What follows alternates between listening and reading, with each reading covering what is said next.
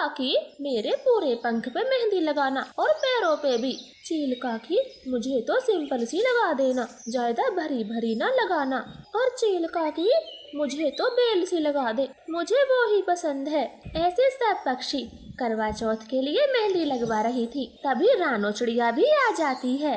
काकी इन सब के बाद मुझे मेहंदी लगाना, मैं लेट हो गई। रानो तू पागल है, तेरे पति को गए 10 महीने हो गए, अगर वो जिंदा होता तो अब तक आ गया होता। तुम करवा चौथ का व्रत किसके लिए रखोगी? गौरी आपको शर्म नहीं आती जो ऐसे शुभ दिन पर मेरे पति के बारे में उल्टा सीधा बोलती हो? लो जी कर लो बात, कोई मैं ही न थोड़े बोलती हूँ, पूरा जंगल बोलता है। तुम सबका मुंह बंद करा दो, जो सच है वो बदल नहीं जाएगा। गौरी चुप कर जाओ, जो होना है वो तो होगा ही, तुम क्यों रानो को परेशान करती हो? काकी आप मुझे जल्दी जल्दी मेहंदी लगा दे, मुझसे इनकी बकवास नहीं सुनी जाएगी, जो सच है वो तो बोला ही जाता है। फिर चील काकी सबको जल्दी जल्दी मेहंदी लगाती, वो सब चली जाती है। आखिर में रानो रह गई थी। बेटी रानो टुन्नू से तेरी कोई बात हुई? नहीं काकी चील, मेरी कोई बात नहीं हुई और ना ही उनकी कोई चिट्ठी आई, पर इसका मतलब ये तो नहीं वो दुनिया छोड़ के चले गए। चील काकी कुछ नहीं बोलती और रानो को भी जल्दी जल्दी मेहंदी लगाती। रानो अपने घर आ गई थी और भगवान से प्रार्थना करती, हे भगवान कल मेरे पति को घर भेज देना, चाहे वो कहीं भी हो, उनकी रक्षा करना। मम्मा चलो हम बाजार चलते हैं, गौरी आंटी तो कब की चली गई, जग्गू भी साथ गया है। हाँ बेटा चलो, हमें मिठाई भी लानी है, आपके पापा लंबे समय के बाद घर आएंगे। फिर वो दोनों माँ बेटी बाजार जाती। रानो अपने व्रत का सारा सामान खरीदती, वो घर आ जाते हैं और टुन्नू चिड़े का बेसब्री से इंतजार करते। रानो कब तक रास्ता निहारती रहोगी, टुन्नू नहीं आएगा। गौरी अपना काम करो, टुन्नू जी जरूर आएंगे, हम जंगल छोड़ के भाग थोड़े ना जाएंगे, देखते हैं तेरा टुन्नू कहाँ से आता है। गौरी क्यों रानो को परेशान करती हो, चलो अब अंदर चलो। कालू गौरी को घर के भीतर ले जाता। अब तो इंतजार करते करते रात से सुबह हो गई थी। आज करवा चौथ था, रानो ने भूखे प्यासे व्रत रखा था। कबूतर जी टुन्नू अगर आसपास के किसी जंगल में गया होता तो हम शायद ढूंढ कर ला भी पाते, लेकिन वो विदेश गया है, हम करे भी तो क्या करें। लूसी जी आपकी बातों से याद आया, विदेश में मेरा दोस्त सीटू कबूतर रहता है, उसे वहाँ गए 3 साल हो गए, मेरे पास उसका नंबर भी है। पति जी जल्दी से उसे फोन करें, हम विनती करेंगे कि वो टुन्नू को ढूंढने में कुछ मदद करे। फिर कबूतर अपने दोस्त को फोन लगाता, मगर कोई जवाब नहीं मिलता। वो तो बार बार फोन करता, आखिर में फोन उठा लिया जाता। सीटू दोस्त मैं इंडिया से हूँ, तुम्हारा दोस्त चुलबुल कबूतर, मुझे पहचाना? हाँ यार तुझे कैसे भूल जाए, बड़े दिनों बाद फोन किया, जब तेरे पास नंबर था तो पहले क्यों नहीं किया?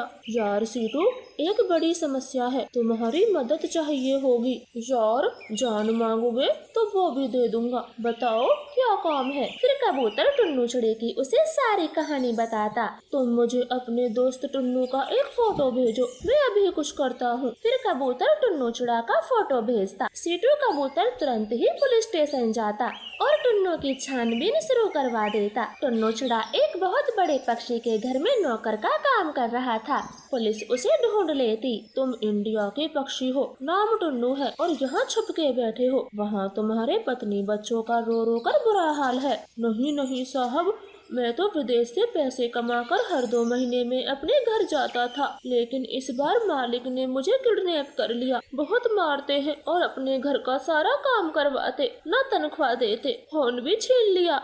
अच्छा तो ये बात है, इस पक्षी को अरेस्ट करो, हमारी कंट्री का नाम बदनाम किया।